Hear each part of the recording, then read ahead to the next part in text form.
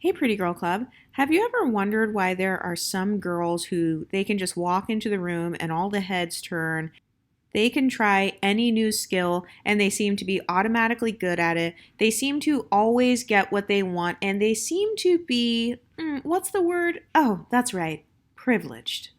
In this episode, we are going to talk about the concept of privilege stacking. So, I'm going to make this an entire series and I'm going to tell you some of the secrets that I used and that I've learned from these women who come off as being so privileged or easily being able to do something. So I'll start off with body image. There are some girls who they seem to have quote unquote naturally perfect bodies. I'm talking about the girls who have not had surgeries and stuff. Have you ever met those girls who seem like they're naturally skinny or naturally toned or they naturally have like a perky butt and all that stuff? Nobody is born with an absolutely perfect body. Bodies are maintained. So, one of the strategies that I noticed that some of the girls from my private school used to use was they would go on a lot of walks. So, for those of you who are not into the gym, you don't like doing lots of cardio and stuff, simply going on a walk or going on a hike or something, or like walking to the bus stop, walking to the store, and walking to as many places as possible, that can actually help you to stay quote unquote naturally skinnier than the girls who are just sitting in their cars all day and sitting at the office all day. Studies show that people who have more fit and in shape bodies, they do tend to be favored when it comes to the workplace, when it comes to promotion opportunities. People that seem to be disciplined when it comes to taking care of their bodies, they often have positive stereotypes associated with them. This is also known as thin privilege. I don't know if you guys have ever heard that term, but I've heard it. They talk about things like fat phobia and thin privilege here on YouTube. And have you noticed how whenever someone has an advantage over someone else, they tend to call it privilege? By the way, I know that privilege is bad. I know that it's bad to like stereotype people and to give certain people more privileges than others. However, I didn't create this world. I'm just living in it. And so I am here to teach the Pretty Girl Club on how to stack their privileges so that they can live the soft life, whatever that means for them, whether it's wealth, whether it's fame, influence, doing your passions, attracting whoever you want to attract as far as dating, having a better friend group, a better social circle. I want you to learn how to use your privileges to your advantage. But thin privilege is definitely a thing, and I have seen girls use all types of tricks to stay thin. So, for example, I have met some girls who were Asian who would drink a lot of green tea because apparently green tea does something to where it like helps your stomach to be flatter. I actually just looked it up and it says that the catechins in the tea helps to break down excess fat. And also, catechin and caffeine, both of which are in green tea, can increase the amount of energy that the body uses. So some people feel like green tea helps to break down the fat cells and it increases your rate of fat burning. So one of my tips that I used to use when I was doing runway modeling was I would drink a lot of green tea. I would try to drink anywhere from 2 to 3 cups of green tea per day because it was very important for me to like keep my body as in shape as possible. So I've noticed people will do walking, people will do green teas.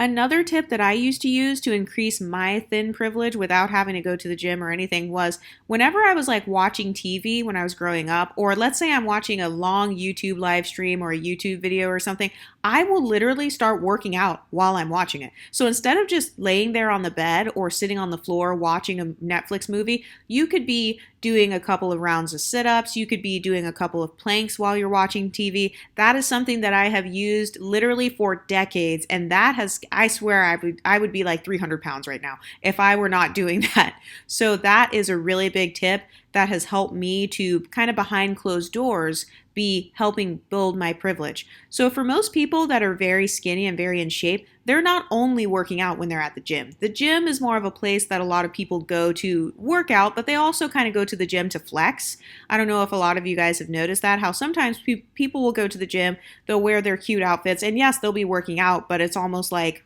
they're proud of their bodies and stuff. So, they want to show it off. I'm like that too. Like I'm proud of the work that I put in to get my body. So yes, I do want to dress cute and stuff at the gym, but that's not the only time I work out. So one way that I've noticed a lot of girls build their thin privilege is by doing things every single day to contribute to their health. Something else I've noticed is that some girls will do high protein because protein helps you to maintain your muscle gains and stuff like that. And by the way, this depends on your body type and like how your body metabolizes things. But I have tried increasing my protein and I noticed that it helps me to not snack as much.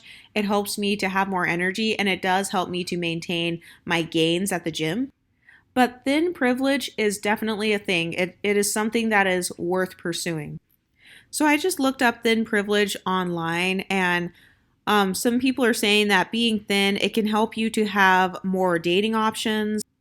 Everybody knows that thinner bodies within kind of a healthier BMI, those bodies do seem to be more sexually desired, for lack of better words. So if you're the type of girl who likes to flirt with guys a lot and you like to receive your pretty privilege in the dating market, that is one of the ways that you can attain that is by starting off with your thin privilege. So then when you go to post your pics on your dating profiles and stuff, you can, you look good or whatever. That's for the women who you want to use it when it comes to dating. Another way you can use it is if you yourself ever wanted to be some sort of personal trainer or you want to like work at a gym and help other people, maybe you want to be a workout teacher. I think that there's definitely a privilege that comes with naturally kind of looking like a yoga teacher or kind of having that Pilates body type.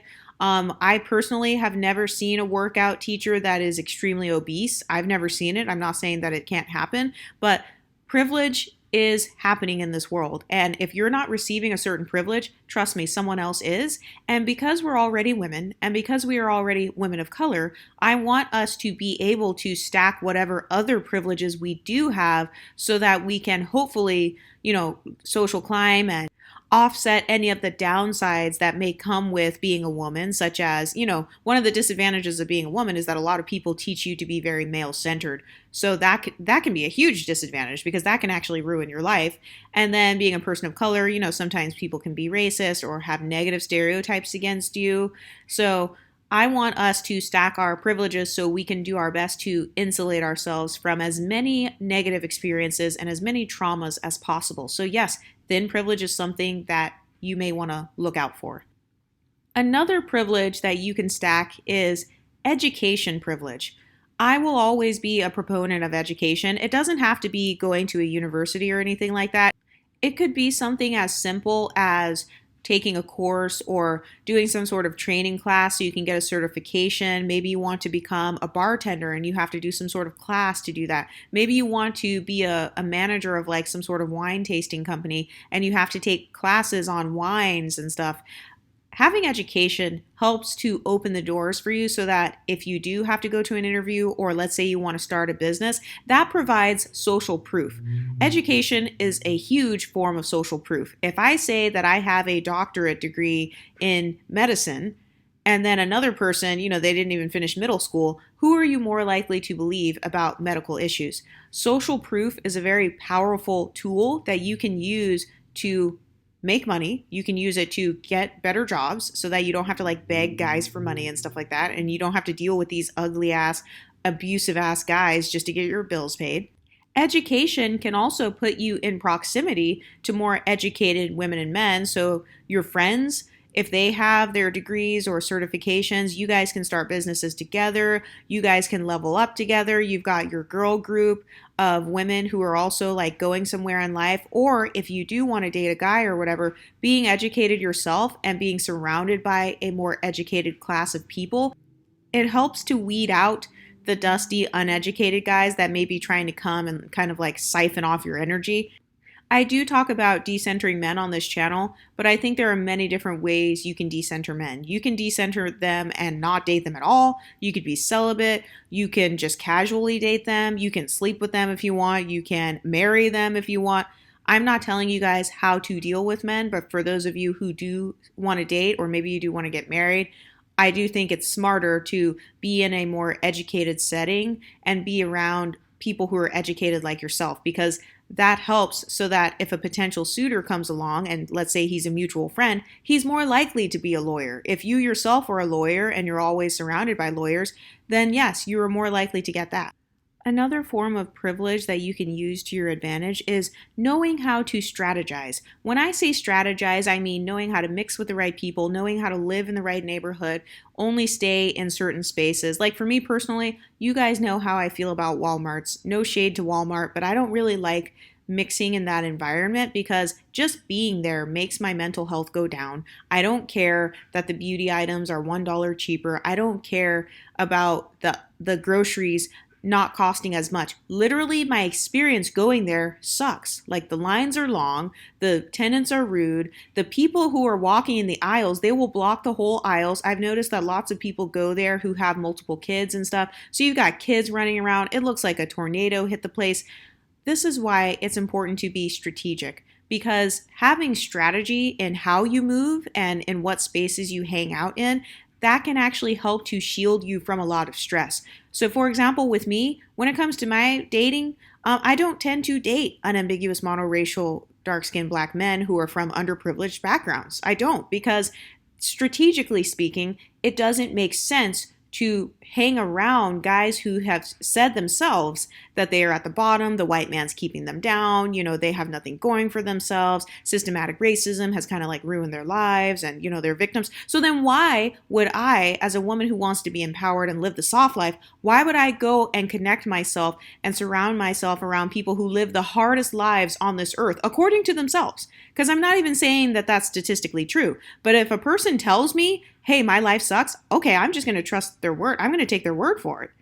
So being strategic means staying away from people who seem to constantly attract bad luck, staying away from people who are constantly going through everything. They're constantly in a state of crisis. And I'm not saying you have to be mean towards these people, but I've noticed whenever I am surrounded by people who are always in crisis, I always have to end up like kind of saving them.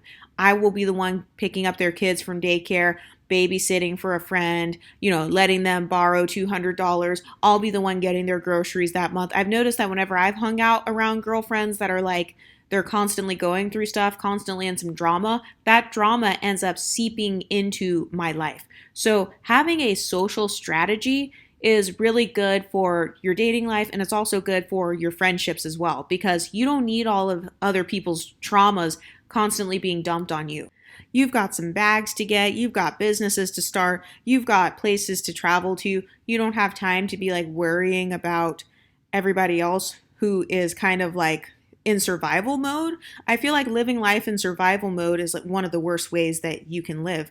I don't want you guys to be in a state where you're just living day to day. That's not privilege stacking. Privilege stacking is recognizing what your own personal advantages are. Let's say you're really good at talking to people. Let's say you are an extrovert. That can be a privilege. Being an introvert can be a privilege as well, if you know how to play your cards right on both ends. But let's say you're an extrovert. Okay, that's great. It's going to be very easy for you to make friends. All you have to do is get out of your comfort zone, go to different events in your city, go meet mutual friends or like hang out with friends of your family. And then boom, you can start talking to people. You can start connecting with people.